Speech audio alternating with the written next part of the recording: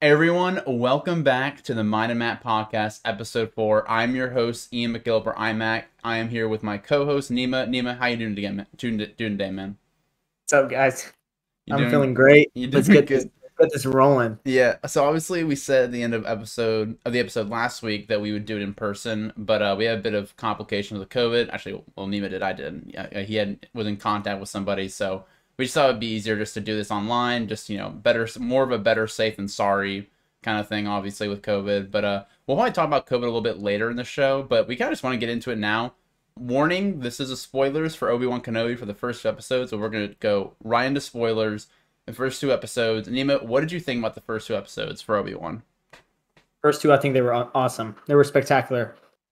The first episode could be seen as slow, right? Yeah. But if you're a real Star Wars fan, you kind of know what Obi-Wan's been through. It's kind of a sad tale. It's a sad story we're watching. He's defeated. He's genuinely defeated. He's working and just living a low life and laying low. Nobody's seeing him. He's giving up on the Jedi. You even see that kid comes up to him. Hey, well, Obi-Wan, I need your help. Obi-Wan says, I'm done. He didn't even entertain the conversation. It shows how scarring that battle was between him and Anakin. And I'll get to this, but I didn't even like process that he didn't realize Anakin was Oh my was God. Oh, that scene was just that scene you're we'll referring get there. to. Incredible. Yeah, but we'll get there. Yeah, we'll get there. So he's giving up on the Jedi. And you can feel when he's talking to Organa and they're talking about how Leia's been kidnapped. Obi-Wan, we need you to help. And Obi-Wan's like, no way, no way. I'm not on this. I'm not the guy I used to be. You have to find somebody else. You're probably much safer. You can tell Senator Organa is just kind of, yeah, okay, I don't believe you. He pulls up to him on Tatooine and he says, hey, so come on. You need to help me. And Obi-Wan's like, no, I can't do. And he says, no, cut the bullshit. Yeah, He's like, honestly. you just are afraid. You're afraid to mess up. You're afraid to mess up again, essentially. And what does he say? I can't remember what he says, but you can feel, and this is Ewan McGregor's a spectacular actor. You feel it in his voice when he says, "But what if it happens again?" Right? He's like, "But what if I can't?" And when he says that, you just see how vulnerable Obi-Wan is. No. It hurts, dude. You're like, man, he was the man. He was the ember, a straight quote from episode 2, Yeah. ember of the Jedi. Like, so episode 1, he gets over the hump. He's afraid. Well, what if I can't do it? Or Senator Organa just pretty much is like, dude, you don't know what's gonna happen, but you're our best shot. You're Kenobi. So episode 1, I didn't think was slow. I really liked it. For me, you need that. You need to see Obi-Wan in the trenches, Mm-hmm. right? Episode 2 is awesome. Yeah, But yeah. let me hear about your episode 1, then we'll get to episode 2. Yeah, I mean, the thing about it when you if you just watch episode 3 and 4, you can when you watch episode 4, it feels like that Obi-Wan has I guess so, and say kind of a lot of hope in Luke basically about who he can become, but that time in between, obviously there's nothing there other than comics. So we've had comics before, but nothing like live action like this. You can see that fight really defeated him. It defeated Yeah. obviously the Jedi were done. He was done being Obi-Wan Kenobi, and he went he put the lightsabers in the sand in the middle of the Dune Sea basically. And I honestly I didn't really expect that level of just defeatness, is that even a word, from Kenobi? Just because I thought that he would be he always has to be ready to train Luke when the time is ready. So I just thought that he would be himself, be one with the Force more. I guess he's still one with the Force, but more or less still practicing and doing stuff, being a Jedi, even though it's in hiding. But he's none of that. He's just a guy butchering meat in some far, I don't even know where that was. I think it was under some skeleton of some big animal or something, where it was covering the thing for Yeah, yeah. the meat factory or something. And so that I was surprised with how much like they made him just seem lost, but I actually like it though, to be honest. It Yeah. 'cause I feel like that if we started off the show and he wasn't like that, then I feel like the impact of episode 3 would be a bit lost in my opinion, just because like it just be like, oh, I'm ready to train Luke and I'm ready to save Leia and everything, but it's like he needs like that extra push from Bale, who again I forgot who the actor's name, but he's always a massive W whenever he plays Bail Organa. He is awesome, and also Yeah, he's amazing. he's awesome. He's amazing. And the one surprise for me was how the Inquisitors looked. The Grand Inquisitor. There's a lot to talk about before the first episode came out about how he looked, Yeah. and I think for me initially I had some concern as well, but he looks great and he looks terrifying as well. I don't know what they did with his art, how they did it, but to me, like obviously he's in Rebels and he's he looks kind of menacing there, but he looks even better in live action now, in my opinion. And he the fifth brother and Riva are like all clashing together, and I kind of expected that, to be honest, with the Inquisitors, because obviously they're basically meant to fail, because I think the Inquisitors are pretty much wiped out before episode 4, so like they don't really they don't even last that long. So like I like how the show shows the infighting between them, how basically the Grand Inquisitor has essentially what feels like zero control over his over the other Inquisitors, especially Riva, who is completely impulsive and just tries to do all of it herself, which is obviously if they stuck together, they'd probably get Obi-Wan easily. But then of course she wants to 1v1 Obi-Wan, and then the Grand Inquisitor also wants to basically 1v1 Obi-Wan, and so that they kind of clash the first 2 episodes, and also it comes to a head in the end of the second episode. But I thought they were great. And also, I think the involvement of Leia in the show was a Yeah. massive surprise for me. I figured that we would see her maybe once. I think there were a rumor that she would be in it. I thought it was complete crap, but that was like 6 months ago. So I'm like, I didn't really put any stock into it. But I was like, oh, she's actually in the show. That's cool. I was not expecting like a Obi-Wan Leia adventure like this. I was Yeah. expecting, yeah, again, I was expecting some like like side cameo or something from her while Bale's talking to Obi-Wan. She's just like coming up and like like, oh, being a little kid or whatever. But she's right. She's basically like one of the main characters of the first 2 episodes. Yeah. And I'm interested to see her involvement for the rest of the show. I can't imagine it will be a lot, because I feel like that this more, it was like she was obviously a tool for Riva to get Obi-Wan out of hiding, so then she can find him for she can find Obi-Wan for Darth Vader. Yeah. And so I don't know how much more involvement she'll have with the show, but I was pleasantly surprised at her involvement. Whoever played her as well, the girl, she was great. I thought Yeah, she was. she was obviously kid acting can always be up in the air on how it is. Like good examples like Harry Potter. I thought the 3 main actors, Radcliffe, Rupert, and Emma Watson, got a lot better as they got older. But like kid acting can be difficult, but I thought she did really well. Yeah. And yeah, so I'm surprised and happy we got a new Leia story for all these episodes. And I thought Daiyu was a really cool planet as well. Some like techno city neon type of deal. But yeah, I don't have that many complaints. I think another complaint that people have will be that how Riva, or the third sister, knows who Anakin is, But because let's go through episode 2 yeah. and pinpoint that with Riva, Mm-hmm. So the ending regards I've had for like the first episode after, because you put that really well. I kind of had a preconceived notion from you, because when you said last week, you were saying it's gonna be interesting how they do the Inquisitors and Obi-Wan and different characters. When you introduce these people, it can be a cluster. Yeah.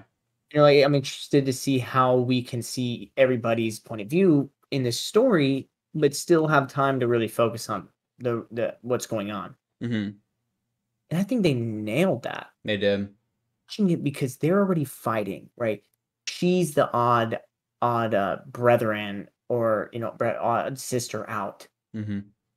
and she feels like I need to bring in the whale for Vader to see that I'm better than these people, and that's the way of the Sith. The Sith is she is strong with the Force. She is so strong with the Force. She's so angry. That's why she's so strong with the Force. Yeah. They try to belittle her because they're like, okay, you're not really one of us. And she's just stuck on Obi-Wan because of this. I think she doesn't even care about 1v1ing him. As long as she finds him and it's like, oh my god, like Vader, I literally know he's alive. Like I was toe to toe. You know what I mean? So Riva, they're doing good with the Inquisitors, and Obi-Wan is completely out of tune with the Force. Mm-hmm. I kind of like that because he gave up. His will is so strong, and when it broke, he gave up. He closed himself off to the Force. So when we go to episode 2, Mm-hmm. he's kind of winging it, and the thing that Yeah. Ewan McGregor nails is the Obi-Wan stance. When you're watching it, like he's on the planet, he's trying to find Leia, and he has the hood on, and he's going like this. Oh yeah, I love it. The iconic pose of Obi-Wan Kenobi. Doesn't have his regular suit. He's not comfortable. He's got his saber. He's afraid to use it. He but he's always kind of in tune. Mm-hmm.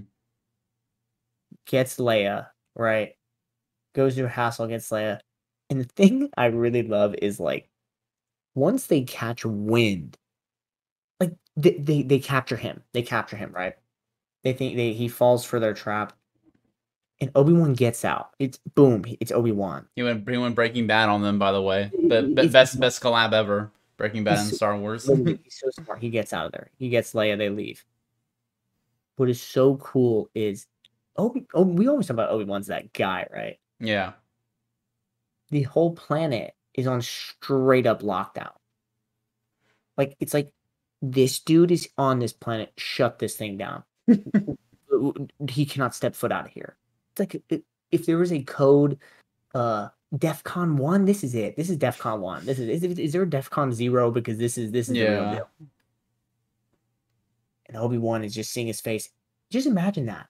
I'm sitting there watching him, and we're pulling Leia along, and he sees everybody. All the bounty hunters are getting the contract, and you're just like, "Oh, I'm in trouble!" Like, Oh, that face he makes, he's like, oh my god, bro, not again.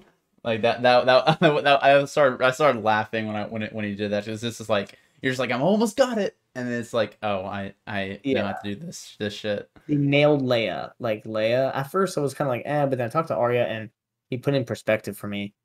Leia was chatty, right? She was very chatty, Mm-hmm. but it's because she was like her mom, Oh yeah. and they nailed that part Well, when I talked to her like that. Obi-Wan mentions that, right? Like he Yeah, says you that remind you me of someone. yeah, and it's like and she's like, who? It's like, oh, your mother, but you don't know her. Obviously, she died a long time ago. But yeah, I again like with the actress, the little girl, whatever her name was. But I mean, whatever they told her to do, however they coached her, how whatever her preparation was excellent because Leia in episode 4, oh, honestly, all the movies she's in, she's a very headstrong person who like feels like she knows what she's doing most of the time, and that to me was pretty much copied in what she did right here. You know, Yeah, in these first 2 episodes, I thought she did a great job, and I honestly just have no complaints from Leia, honestly. yeah. Literally, she was great, and as it goes on, he's running. Bounty hunters are chasing him. Mm-hmm. Then she's like, "Oh my god, this guy did something terrible. I see his face everywhere. He must be a bad guy." So poor Obi-Wan. I mean, poor Obi-Wan. He's there. The kid starts running. You had the package. The package is gone. Now, he's now sprinting. Just imagine, she's just a little kid running under things, and he's like, and trying to keep a low profile. Oh my gosh. I'm like, this is it. I'm done. I'm screwed. I got 1,000 bounty hunters. It's like, I don't know how they were like, oh, $1 million. No, no, no, no. Like, it's probably like an obscene amount of money to kill Yeah. him, to find him. Yeah, especially when you have everyone like literally like looking at their like watch or their It- or their pegs. Plan it down. They're like, no, like no, nobody leave. Every outpost anywhere that you can get out of here. No, close it, close it. They pay homage to Obi-Wan, and that guy's like, okay, so let me get before I get there. He's chasing Leia, she falls, and then Obi-Wan is just like, Ooh. dun, dun, dun, and once he hits, he's like, oh my gosh. But then that brings me back to like earlier that episode. You know, he's out of tune with the Force then. Yeah. And he's sitting there and he's just like, Master, if there was a time for you to help me, now would be the time. Yeah. And you just like, wow. I hope there's a Qui-Gon like. Oh, dude, if I Neeson see role. Liam Neeson in the It has to show, be. I will actually just die. Like There's gotta be, dude. There's gotta be. I think he will eventually. I don't like. Obviously, there's 4 more episodes to go. I would Dude, I think imagine probably like audio. 4. What's up? What'd you say? I think they just either have like an audio or like just him for 10 seconds. Well, yeah, I think I think he'll come back in live action. Honestly, I think he will. If I had to take a guess on what episode we see him, it'd probably be either in 4 and 5. I don't think we'll see him this week. I think it'll be like 5 or 6. Okay, 5 or 6, yeah. Because I mean, like the whole towards the end, and the whole point of Obi-Wan going to Tatooine was obviously to train Luke, but also to learn how to basically be a Force ghost, right? So you know, if we don't see Qui-Gon in the show, I think that'd be a bit surprising actually. So I mean, like, and also he's like calling out to him for the first 2 episodes, like, please help me, I'm screwed right now. Please help me. Now would be the time. Now would be the time, please. Now would be the time. But yeah, I'd be surprised if we didn't see him. But the end of episode 2. Wait, hold on. Before we get there, we need to finish the rest of the episode. Oh, do we miss something? We're missing. So he gets Leia. He's in tune with the Force. Right. He then takes Leia. The guy, I forgot the actor's name. His name's the name's Haja though. Yeah, Haja. I thought it was a very interesting thing that they brought him in, to play that role as like a little like Mimi role, but yeah, it was a very Mimi role. Yeah, I mean, yeah.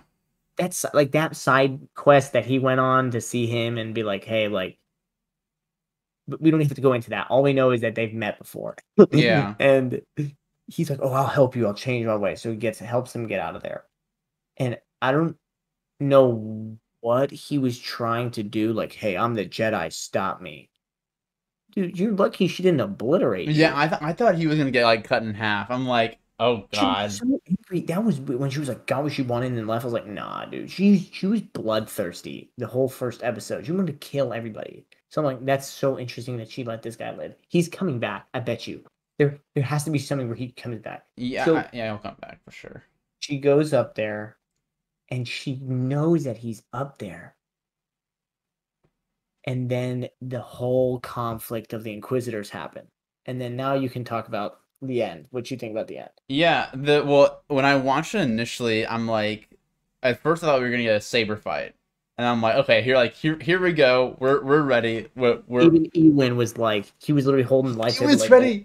I'm like, yes, we're doing this. And then, of course, the Grand Inquisitor comes and just cocks block the entire Star Wars fandom. Basically, he's like, stop, I want to fight him. Basically, yeah. And then Reva stabs the Grand Inquisitor. And I remember watching this. I'm like, my brain like just turned sideways. I'm like, pause for a second, because you let Haja live and killed one of the Inquisitors. What is saying that you kill the Grand Inquisitor is that in canon he dies in Rebels, which is like 5-6 years after that. So I'm thinking to myself like, wait, what just like. I was so confused on what just happened, but then I'm thinking to myself that in the Star Wars universe, we've had a guy literally chopped in half and survived, Darth Maul, and then we've had someone chopped in 3 different ways and then burnt alive, Anakin, and they've somehow survived. So I guess the Grand Inquisitor survives the stab that Reva gives him, but it begs the question now with that stab. Basically, I don't know where Reva's gonna be now. If she's probably not gonna be part of the Inquisitor team anymore. Obviously, if you stab the leader, you probably won't be Inquisitor anymore. So yeah, she might go rogue and just kind of go on her own. And that's the thing about it. Like, we'll know more obviously the more we watch, but like, her obsession with Obi-Wan, no one knows what it is right now. They didn't lay it out on a platter for us in the first two episodes. Obviously, like in the opening scene during in the Jedi Temple, she's obviously one of the younglings I guess survives, obviously. When because her master dies protecting them, but like what is that connection between her and Obi-Wan? Is it more of just a Inquisitor hating Jedi thing or whatnot? No, I think it's not necessarily more Inquisitor hating Jedi. I think for her, it's not necessarily because it's Obi-Wan. Obi-Wan is Obi-Wan, but she wants to show Vader. She wants to be like second in command to Vader. Mm-hmm. She wants to be high ranked. What's the way you do that? She wants to go catch the whale. They're fishing. They're going to get they're getting good fish, man. Yellowfish. They're getting barracuda, getting whatever. I don't know. A grouper, we can keep going. But then she's like, no, I want the marlin. And they're like, yo, you think you're gonna pull a marlin in? Huh. If you do, we're gonna pull it in before you. So she's going to the biggest thing out there, and it's Obi-Wan. Even if they knew Yoda was alive, scrap it. Scrap it. It doesn't matter. You're not getting him. No. You're not touching Yoda. So then the last Ember, he literally pays homage and goes, we need to be careful with this one, right? We need extra precaution with this one. He's the last Ember of Jedi. Like, this guy is the Jedi. Mm-hmm. This man, we talked about the two goats that fought at the end of episode 3. Yeah. Jedi goat number 1, Jedi goat number 2. No specific order. That's who they are. Okay. So I think to answer your kind of question there, I think it's more of just the clout. She's clout chasing. Oh. Vader, I found him. He's alive. And what do you think? You think you're gonna scrap with Obi-Wan? No. He's gonna be like, I want him alive. I want him alive. So cloud chasing happens even in a galaxy far, far away. That's what you're saying, basically. Yes. Okay. Cloud chasers are everywhere. Yeah. And when he sits there and he's like, Anakin. And bro, and then the eyes open. I'm like, holy! I mean, like, I that scene is so powerful because one, obviously Obi-Wan didn't know that he was alive. That completely went over my head. Completely, like, because I was like, oh shit, he just left him to die, so he assumed that he's just gone, basically. I mean, I would assume so as well if I cut off someone's 3 of the 4 limbs, and then they by the lava. Exactly, like, and then Reva saying, "Oh yeah, Anakin Skywalker's alive." He'd be like, I would be like, "What the hell are you saying to me?" And like Leia said was inaudible. He was like, "Stop talking." Yeah, and what makes it more powerful is that Anakin's daughter's with him, basically, and obviously he knows that she is Anakin's daughter, and like he's just like,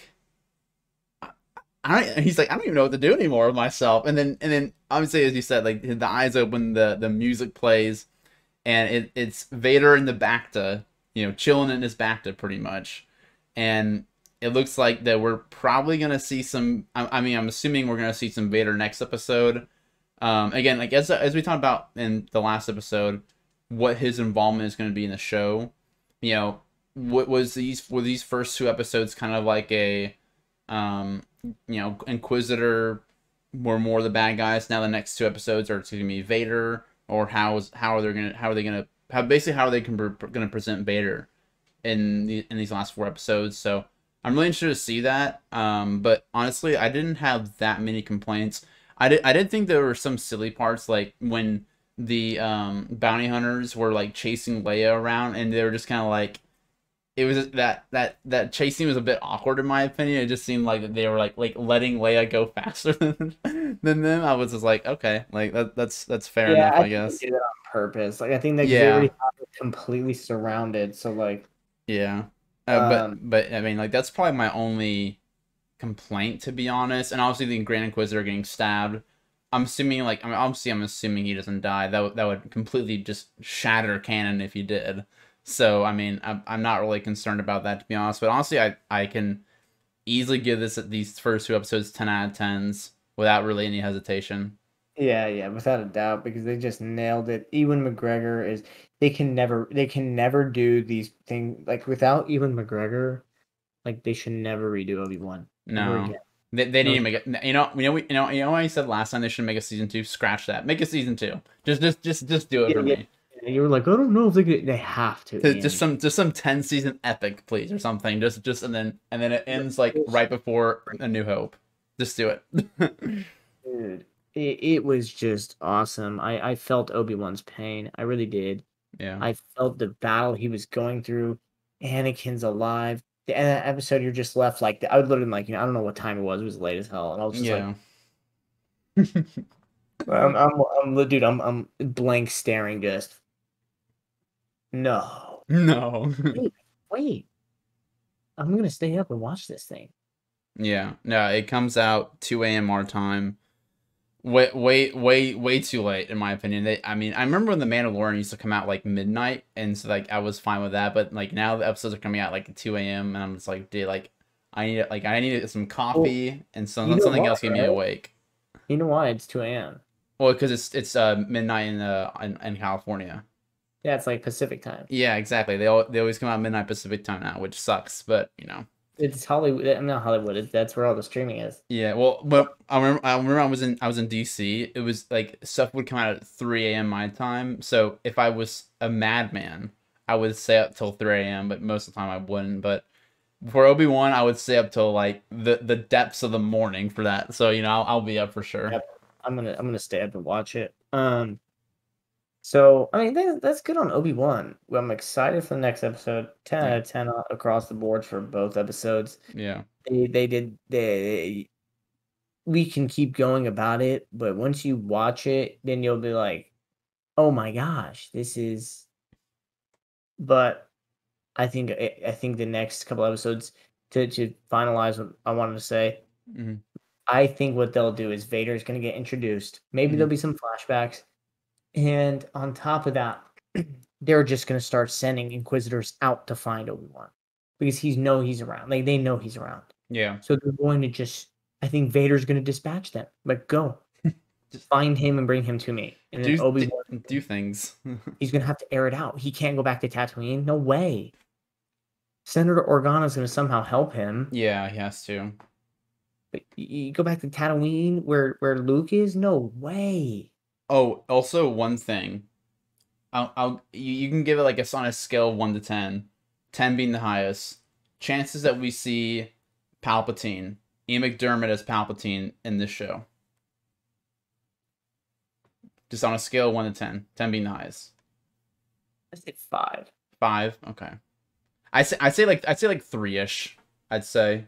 Yeah, I would even go lower. Okay, I'll go 3 because I mean, he may show up, but I don't see a really particular case for him to show up. Yeah, like it was Wait, is like Maul gonna show up? I don't think Maul. No, I don't think Maul's gonna Why do show they have up. the voice actor for Maul at the opening? Oh, well, I mean, it's Star Wars Celebration. It's really for all the actors, really, all the Oh, actors and voice actors. So like, it's. I mean, Sam Witwer was there. I mean, like a lot of other Clone Wars and Rebels people were there as well. So it's. I mean, I think that's more just for Star Wars Celebration. But obviously, He hit that Kenobi. oh my, yeah, that clip when I'm just like, I had a bookmark in my tweets. I listened to it like twice. I'm like, oh, the chills. He's really good at that. Yeah, this But is yeah, I gonna don't. be Yeah, amazing. so yeah, I think zero for Maul, but I don't think Palpatine will show up at all. I don't really. He doesn't really have any place. But Emitter was asked a question this weekend, like so he obviously like he wasn't gonna say yes or no. But like I just wanted to present it to you. But yeah, I don't think he's gonna show up either. Yeah, I don't think so. We'll just have to see what happens. But for Obi-Wan, episode 3 comes out tonight, our time, 2 a.m. Yep. And we're gonna wait for it. Let's wait for it. I'm gonna be So tired, but I'll stay up. Yup. I think that's good on Obi-Wan. Maybe we can talk about. Did you want to talk about the start of COVID? Yeah, sure, dude. Obviously, like what I said at the start of the podcast was, we were not here because of COVID, and I've talked about COVID. Obviously, everyone's talked about COVID. God knows how much, but like, I I was always trying to think like I need to bring it up in the podcast at one point, because obviously like COVID's pretty obviously a pretty big thing, and like how it started off for me was completely horribly crap in my opinion. But I mean, so when did COVID hit? Right? Was it before spring break of our senior year? It was literally around March 10 to 13, Yeah. 2020, when we had to leave. Because I remember I was at a friend's house, Mm-hmm. and it was in OKC whenever Rudy Gobert got it. Oh my And then god. everybody went into a frenzy. Like they had a friend that went to the game. They're like, he has COVID, which was like, okay, relax. But still, it was like, oh my God, he has COVID. So I went back to my apartment. And after that, we did not go back to school. Like that was like right before spring break, I think. Yeah, well, I think it was like before spring break, and then I remember they were saying OU was saying University of Oklahoma, if anyone's wondering, was like, oh, we're not gonna have school for the first, oh, we're not gonna have school online. We're gonna have school online for the first 2 weeks after spring break. And I'm thinking Yeah, to they're like, myself, like okay, like I understand the precaution, it's whatever, it's 2 weeks online, and then once I think that happened before the Rudy Gobert thing happened. And then once the Rudy Gobert thing happened, then it was just a complete and utter, shutdown basically. oh my God. That Rudy Gobert thing that happened was so bad. So after spring break, did you go back to OKC or OU? Excuse me. I don't think you did. You stayed in Houston, didn't you? Oh yeah, I went to Houston, dude. That was an interesting time. When you think about it, it was like we were all stationed in our houses. Yeah. Like It I mean, was interesting. yeah. I actually went back to OU, and because I was telling my parents, were like, oh, do you want to go back to OU or do you want to Yeah, wait, why did you do that? Why I did you well, I was thinking, I was just like, I don't know why I did it, to be honest. Because I was just thinking, I think I was just trying just to focus on my studies, and I felt like if I was back at home, I wouldn't be that focused. That I think that end was up like coming back to Houston finally? yeah, and like I No, like when did you come oh, back? when did I come back? Just when the semester was over, really. So like You stayed the whole time I during say COVID yeah, there? I basically stayed there till May essentially. I don't know. Oh my I don't God. know why I did that. That was honestly one of the worst ideas ever, because I still don't know why I did it. Because if if it was gonna like if I decided to stay in Houston, it would have been me, my sister, and my parents here. And for some, I can't honestly cannot tell you why I think I just wanted to focus on my studies, but I don't think at the time I understood the impact of, I mean, obviously no one knew the impact of COVID, but also just the impact of like not being able to really see anyone in person, really. Like I think when I was thinking about like, oh, I can just focus on my studies and not have to worry about anything and distractions in Houston, but like honestly, there wasn't gonna be any distractions. I wasn't gonna Yeah. go out. I wasn't gonna go, to a Rockets game or do that or do this. I mean, I was just gonna be in the house really. And Yeah. I guess a part of me just didn't really, my mind didn't really go there, I guess, just because obviously we, again, as I said, we never had anything like this. So basically for about 2.5, 3 months really, like I basically didn't have any contact with a human being essentially, other than like at a store where I had a mask on and then like, like these like gloves to like touch stuff Ooh, with. Because like that's I mean, like solitary confinement. well, yeah, because remember we didn't know how COVID was transmitted. We didn't know if it was through like touch or by air. So I basically wore like the whole like CDC outfit basically. Like Saying and in Norman too. Oh, yeah, yeah. So I mean like by myself in Norman for 2.5, 3 months, and then that like honestly like a lot of people I'm sure everyone has some really bad COVID story just as bad as I do, but like that like being that alone was horrible, dude. Like it was just it was almost like kind of soul crushing. Like you said, solitary confinement. Like I don't wish that upon anyone because and the worst thing is I put myself there, which makes it that much worse because like it wasn't just some like like crappy situation where I just couldn't travel back home. Like I traveled back home for spring break and then I decided to go back. I mean, I would have had to go back, Dude, at you some should have. point. You should have gone I back. know, dude, it was so dumb. So obviously I had to go back there at some point to get all my stuff and bring it back to Houston, but like that would have been like what like a 2 or 3 day trip maybe, and I decided to make it a 3 month like hideout basically. Like I was basically Obi-Wan Neima.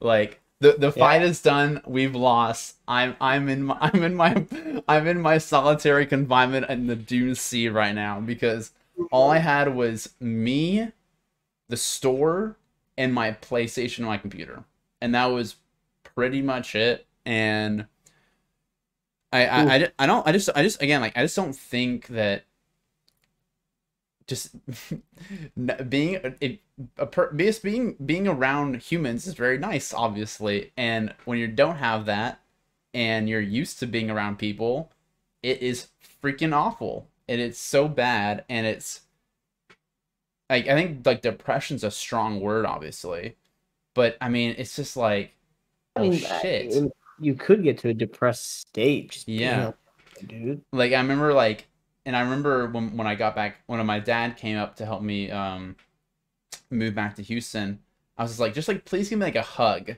Like I just need a hug. I just need like just to touch somebody else. Like just Yeah. give me a hug, man. Like please. Like, I'm like, oh, thank you so much. Like I can't tell you how amazing that felt for me. But like I mean, I couldn't I just it was just awful and obviously like I did the graduate school basically almost all online. And now we fast forward to now and you know, we're obviously, COVID's still happening. Obviously, like you have someone that you're in contact with that had COVID. And like that's obviously gonna happen, but like, where you and I are where I'm double vaccinated and boosted, I know you're vaccinated as well. And like, now it's just like getting back to that normal life. And the thing that I was surprised that I've actually think I've done it pretty well in terms of transitioning back to what it was before COVID.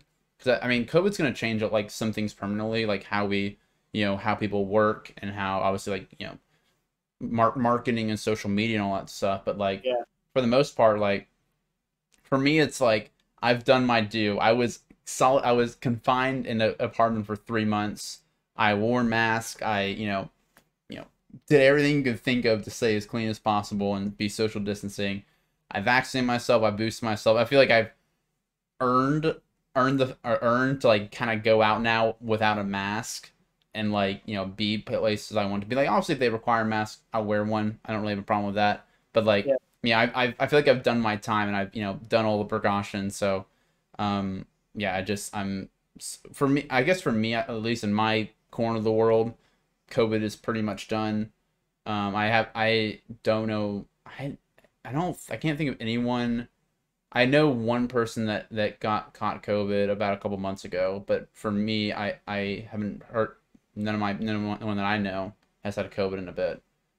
So I'm been pretty lucky with that, and I'm just glad that we're done with this just awful awful part in the human history, to be honest. Yeah. I mean, it was a very interesting time. It was nobody would leave the house. It was a complete quarantine. You go into the store was so interesting. Oh my God, that was like a Dude, that was like it was like dude, going through the fire, dude, every time. I went on for work in June, California. That June. And when I tell you, when I think about how I went there, I I I had everything you could think of. Sanitizer, gloves, mask, and I had a surplus of these. I'm walking strapped in PPE equipment. Like it was like I'm going through the toxic zone. Have you ever played have you ever played what's that game? It there's two games. The Division. Was it Have you like played it's oh like the oh Division 1, the Division 2. I haven't played them, but I know the games you're talking about though. Okay, so there's this place you go to, right? and you have to go, and it's like the infected part. That's where like all the good stuff is. You have to go through this place with like pressurized, clean you off, and you go in, put all the masks. That was me. I'm like put everything on, and I think about that. And I went recently to on vacation. I went to the Bahamas. I did. It was lenient. I mean, I think I had to wear a mask at the airport. I don't know if I had to wear a mask on the plane. I don't remember. I No, remember because I think I think the mandate was lifted by then, wasn't it? yeah, That you because weren't they said required that masks. apparently there was a test and it was like it didn't really make a difference between the mask and the plane, but they took it off. But it's so different. Like it's so different. I think COVID has its lasting effects in what's going on. Yeah. Right. Like we said, in our corner of the world, like yeah, I was around it, but I mean I text you earlier and I'm like, I'll probably just chill here a couple You're days. more than likely fine, basically. Yeah. Yeah, I mean, because I'm vaccinated, and if not, like I just will take a couple days and chill, and that's it. Right. The whole point for the booster as well is like it's not that you're not going to get it, but it could really limit the side effects and the symptoms and even the duration you have it in your system. So Hmm. it is what it is, and it's one of those things where uh, I message you or even any situation. I think at this time where somebody has it, like, hey, I may just kick it back, and then next couple days, I'll see you later. Hmm. But again, there's other places in the world that COVID may be rampant, and Yeah. but from what I've seen on this side of the world, in kind of the U.S., more of even the South. Oh, okay, the South doesn't really care, right? You can, if you go to, I think if you go to the West, like the Oh West Coast, God. Uh, you probably need to wear some. But I don't, right? I'm with you. I yeah. don't. You ask me to wear the mask, I'll wear it. Yeah. But after that, like, it's no issue to me. Yeah, honestly, and So I think okay, well, so obviously this can be a very sad subject, obviously for a lot of people. Obviously a lot of people like millions of people were lost during COVID, obviously, and that can be from you know being ignorant in terms of how to properly defend yourself from the virus or just unlucky really, honestly. But like I guess what was one thing, I guess for you, we'll start with you, one positive outcome from COVID. And that sounds weird, but like something that's something that maybe that happened or that will continue to happen because COVID happened for you.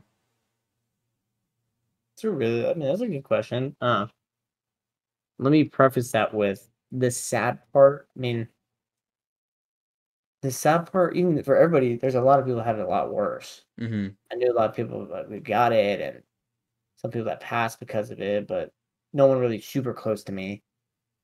But I know there's people out there that lost loved ones, and obviously, like COVID in general, right?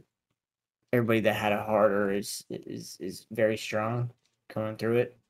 Uh, but at this time, I'd say maybe the positive. I think in general, not just for me, the positive. I'd say for people is just like we can at this point maybe put it past us, and we learned a lot of things about being more aware. Like a lot Being of more, people yeah, know just being clean more aware. naturally. Exactly, the New York like stations, the train route stations, they never cleaned. Like Yeah. they had to start cleaning them because of COVID. So Hmm. then you start being aware. I don't even like to go to the mall with a bunch of people anymore. I don't like to be around too many people.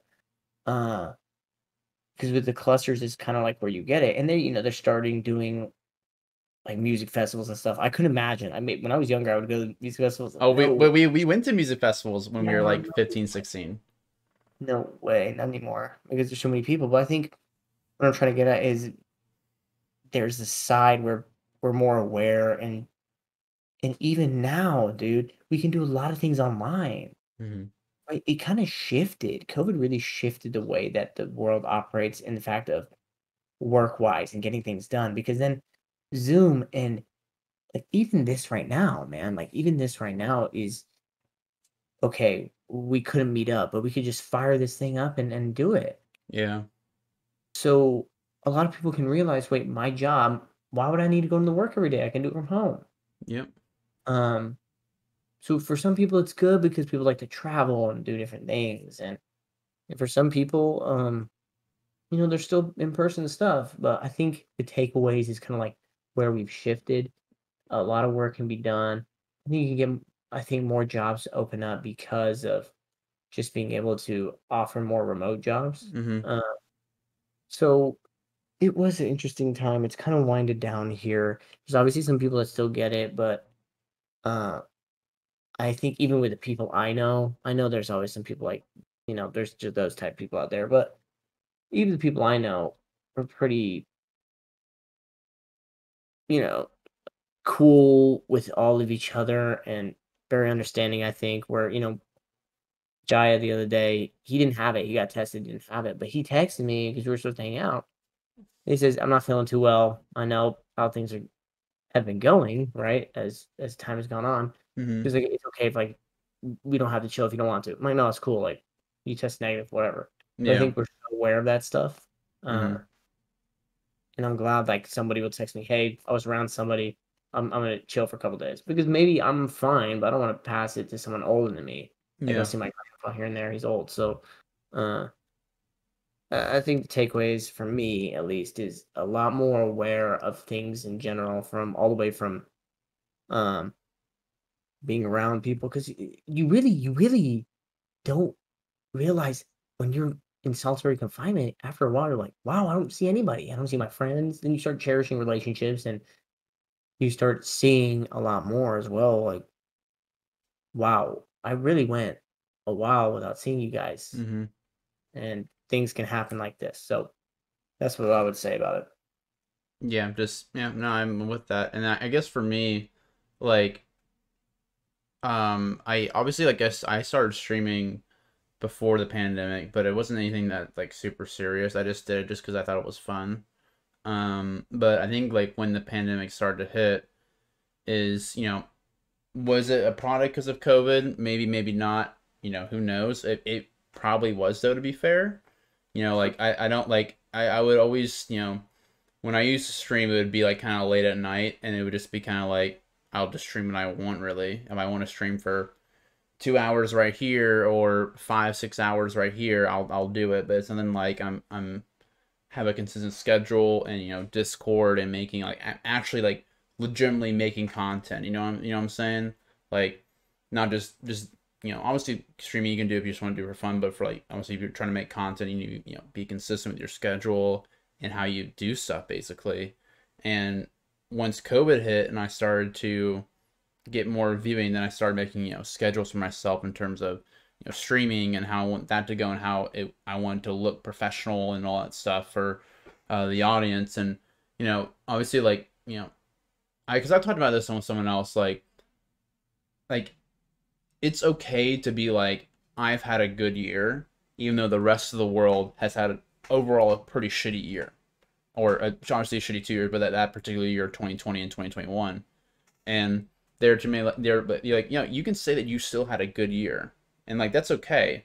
And like, and for me, that year was great because I was able to launch, you know, my entire base of content and something that I want to do in my life, which is to stream and to make videos and do all this stuff.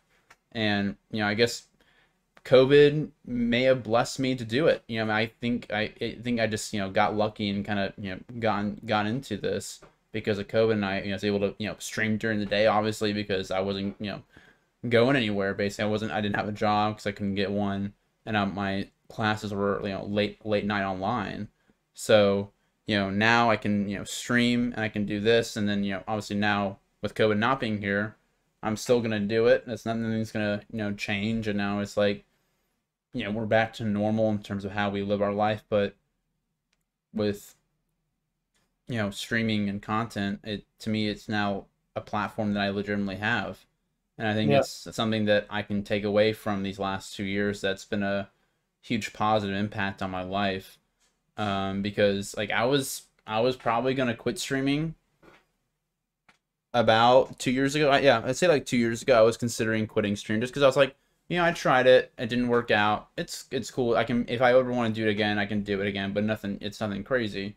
And I always wonder like, what if I quit a week early, a week before I started, I guess I started getting, 4 or 5 viewers or something, Yeah. or how like what like it's obviously like we talk about the multiverse of madness, what would how would I be right now if there wasn't this for me, like would I have a job, would I you know what would I be doing in my life? It's always that great unknown, obviously, because I think if there wasn't COVID, I would have gotten a job in sports, and that would have been that. Really, I think I still would obviously play video games, but like it wouldn't be like this though. Like this is this getting this computer is a byproduct of COVID. Making this podcast is a byproduct of COVID. Like it's just funny how something that you think that you wouldn't find, you actually find out during the shittiest time in a lot of people's lives, really. Yeah, no, I mean, to piggyback on what you were saying, I don't think it's something where, like, you're saying, "Oh, I had a good year. I shouldn't be afraid of saying that," Mm, right? I think, like, I'm with you, but it should be something like with your situation you're in and what you've been given, you've been able to make yourself a good year because you should say it. I agree. You have had a good year. mm, You are aware of the other side. yeah. So it's not something you're being boasting or, "Oh, I had a good year and they didn't." No, it's I see it more of, from a situation that I'm in. Everybody's situation is different. And the situation you're in, you're able to get to where you wanted to be. And different byproducts of streaming occurred because of COVID. Mm-hmm. So I think you should be proud that you got to a place where you're happy, where you're able to do your streaming. You have what 7,800 followers now. I mean, you did I hit 8,100 today. 8,100. Yeah, and it's this year's been crazy, dude. Like I think I So started that's off the year with 4,000 followers, and we're at 8K, and we're not even what halfway that's what I'm through. saying. That's what I'm saying. So I think that's great. I think and you're understanding, and so you shouldn't be afraid. You understand the other side. And for those that are out there, right, in different situations, it's tough. It's tough, and I think that everybody had to get through it their own way.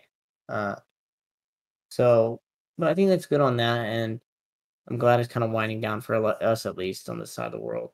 Yeah, But let's go to a little bit more something uppity, yeah, and let's go to some NBA basketball. So we can finish up on this because we've done pretty good time. So, yeah. uh, I want to preface with the basketball. Obviously, we talked about last week how it was supremely boring. yep. Those game 6 and 7 of that series for Boston, Miami were awesome. They were great. Jimmy Butler was awesome. Jason Tatum was awesome. Jaylen Brown was awesome. Al Horford was great. I thought he played really well. They Um, played so good, man. yeah, They played so good. yeah. I saw game 7 every second of it, and we went down. But the thing I love about this team is we didn't have the chemistry. We didn't have the solidity. If that's even a word. The Solid. Okay. just to be anchored down. Mm-hmm. Jason Tatum, Jaylen Brown, Marcus Smart, Grant Williams, Al Horford, Robert Williams. You go down the whole lineup. Derek White. These guys are the team. The teammate chemistry is 100%. Yeah. Understand each other's games. So when they get in there, they see a deficit. They did really good in just attacking. They attacked. They were aggressive. They did not take that punch and just say, "Oh, okay, we're just gonna chip away." They swung back and they held on. And the only time I was worried, like supremely worried, was when they were coming back.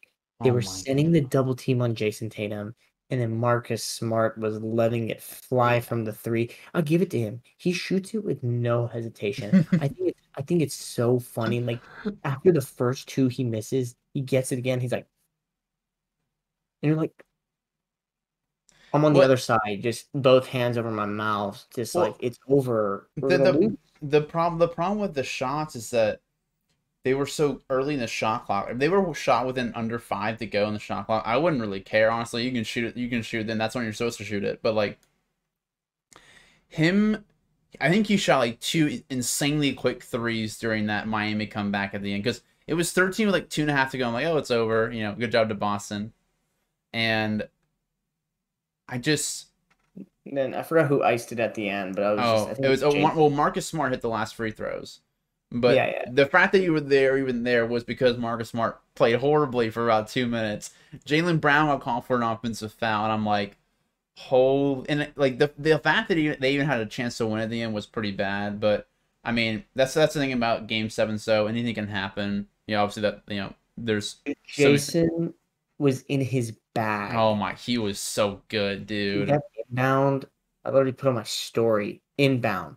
He fakes Jimmy left, spin move, shot clock finishing, fade away. I mean, he has it. He has the game, dude. Him and Jaylen Brown.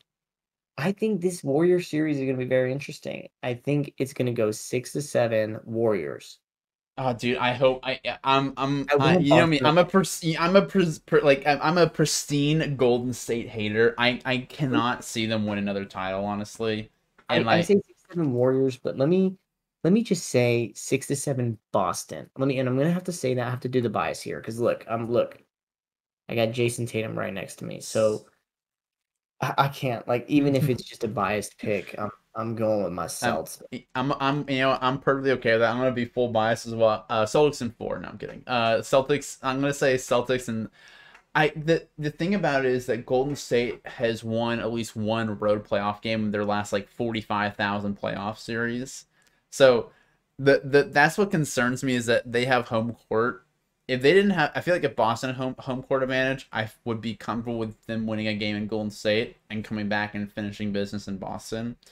But the fact that they don't have it, I'm like, well, shit. Then I have to probably win 2 games in Golden State because Golden State was probably gonna win one on the road at some point, either a game 3 or 4, and I hope they don't. Always win one on the road. Yeah, they need to just like obviously it's important to win a road game. They have to, but you have to win all your home. Like you have to make it so important to win all your fucking home games.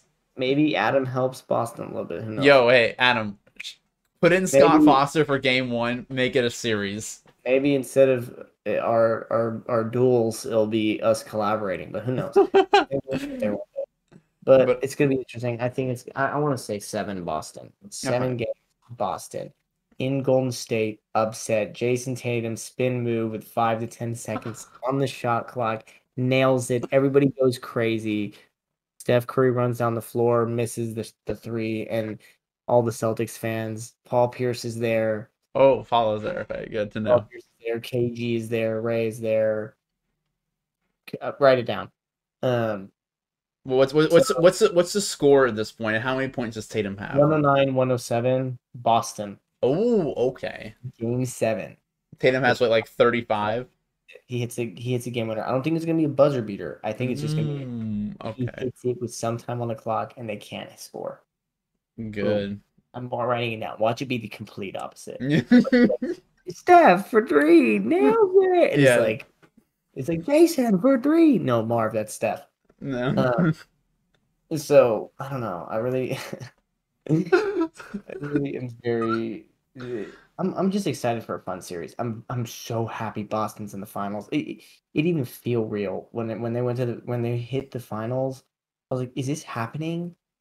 It the last time I saw them get there was literally 12 years ago, It's Ian. been a long time, dude. 12 years ago. It's been 12 years since I've seen the Celtics go to the finals. And I lost in game 7. I literally was like, I can't lose in game 7 to Miami again. You would have had to call the witness protection program. If if they would have lost in that game 7 in Miami, it would have been 10 years ago on the dot, dude.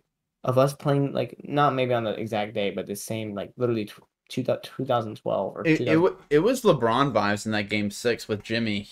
I mean, it was the same like killer mentality and just basically Happening being to us. unstoppable. That's what happened to us in 2012. Yeah. LeBron did the 45. It was like 45-18 in It like was, yeah, 45-15. I remember the game. I couldn't remember. I just couldn't believe it was happening when it happened. so I was like, if we lose in Miami and history repeats itself, you would have to be like witness protection. I don't know where my friend is. I wouldn't have survived, dude. I wouldn't have survived it. Yeah. Uh, but I'm very excited to be back in the finals. It's gonna be a fantastic series. It's gonna be I great. hope I hope it's not blowouts. I hope every game is just like within 5 points. I think it will. Like, I think both teams are obviously both teams are great offensively, but I think the defense is gonna be really good in this series. I think both teams have just some obviously Golden State's got Draymond Green, who's completely dynamic offensively. They got Clay as well. Steph's really stepped up on the defensive end this playoffs as well. He's been great. And then of course the Celtics have just been swarming since about February basically. Who's the major X factor of this series? Is it probably what, Grant Williams or Robert Williams? I'm gonna say. Either. Oh, who? Ime Eduko. Really? Udo- He's gonna be the Udo. X factor. He is going to be the X factor because if you stick with the game plan, make the correct adjustments, and stick with it with a solid team. We have a solid team. This is not a bad team. This is a very solid, dynamic team with solid defense. If you can stick to the plan, and I think we said three things the other week about stopping Golden State. Hmm. I think if you wanted to add on to that, you cannot get bogged down. Like you cannot, once your chin goes down, it's done. You have to be able to keep taking the punches and go and keep pushing, keep pushing, keep pushing. And that's kind of like why we got close so many times. There'd be times you're like, oh, it's over. Houston would be down by like 10. Then we would come back. Yeah. Then we got a game. Then we're winning the game. Then we're going game 7, Golden State. We just had that fire. That was the team. We wanted to win so bad, but Hmm. we just fell short. And this is where I think if he can rally the troops, stick to this game plan. Just if they hit a couple threes, fine, but don't leave the game plan.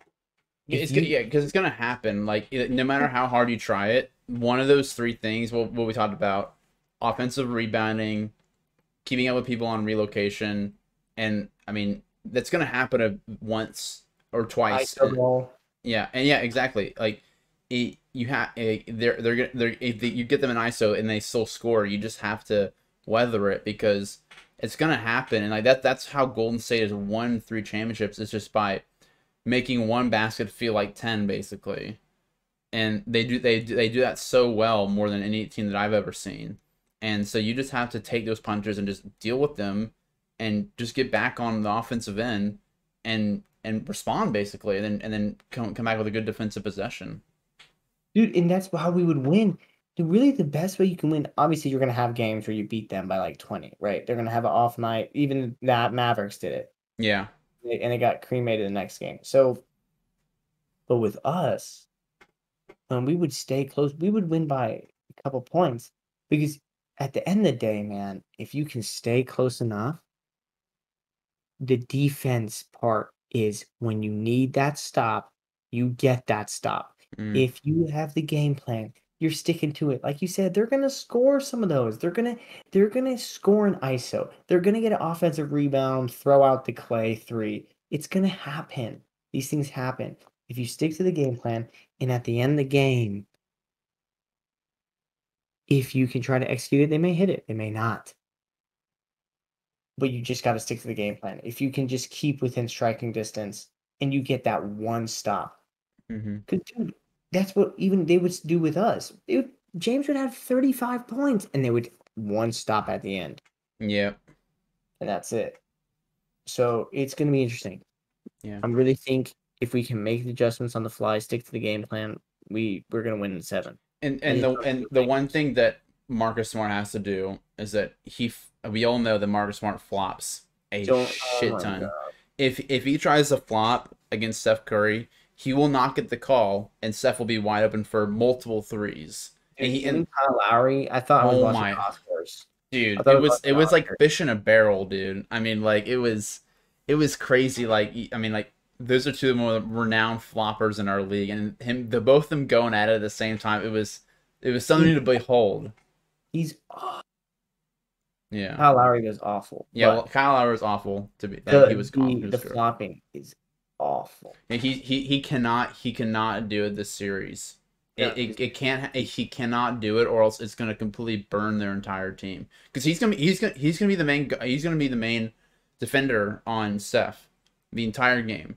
And Steph is always very good about keeping his arms close together, not using that off arm at all, and the refs know that. So if you see a little contact and then you're flinging back, they're not going to call it. Like they're just not going to call it, and then he's going to be open for three. So over an entire series, I'll be interested to see how he guards seven, how he has to stay disciplined with himself, yeah, no, and really. The only someone's thing I fear is whenever we go cold, it is so it takes a minute to spark that offense back. yeah, it does. We get in this mode of just going cold. Marcus starts taking bad shots.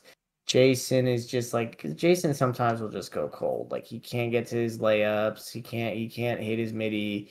And Yeah, then Jaylen Brown is either in the game and he's not being that efficient, or he's on the bench, or vice versa. They have to find a way to generate points. They don't need to be fancy points, right? Just find a way to generate points when it's cold, because teams come back. Like, who's the one team that if you have a 20-point lead, you're like, oh, I'm still scared? easily Golden State, Easily easily. Golden State. Easily. It's not even a question. I literally, there was one time in college when they were playing the Pellies, they were down like 25 at the half. It was like Yeah, debut or some shit like that. yeah, I'm gonna go get food. I'm like, they're gonna come back, bro. They beat them by 20. yeah. Like they flipped to four. They went for 40 points. 40 points from down 20 to up 20. No, it's absurd. Yeah. So if you're gonna go cold, you have to generate points. You have to keep scoring when then they're scoring. It doesn't have to be every 5 seconds, but once you go cold, a few of those threes, you feel it. But I think it's gonna be a good series, man. I really do. That's really all I have to say. I think we're just gonna have to get a taste of it. Pause. Once we get to once we watch the first game. So it is what it is. Yeah, man. I'm hoping for Boston 6. Obviously, like I wish this was a Phoenix Boston final. That was my best case scenario going into the playoffs. Boston would have won for sure. Okay, No what question. well, okay, whatever. But regardless if you think they would have won or not, it would have that was my dream matchup. But at least I got one of the teams to get in the finals I wanted to, so that's pretty good. I don't think I could do a Milwaukee Golden State final just for my own fandom, really, more than anything. I think as a basketball fan it'd be great. For as like a Rockets fandom and like some as a post James Harden supporter, I don't think Yeah, I could really do it. yeah, no, I don't think I can do that either. Yeah, No way. yeah. But that's what I have on that, man. Did you want to finish it up with Yeah, anything? yeah, man. I think I'm good. I've got everything that I want to talk about this week, guys. Thank you so much for watching. I really appreciate it. Hopefully, we'll definitely be. We said next week. We said we would be in person this week, but obviously, if something comes up COVID wise or something happens along the lines of that, obviously we'll be online. But hopefully, you're back in person for that one. But Yep. yeah, guys, thank you so much for watching. Really appreciate it. I'll see you guys in episode 5. Salute out. I'll see you guys later. Goodbye. See ya.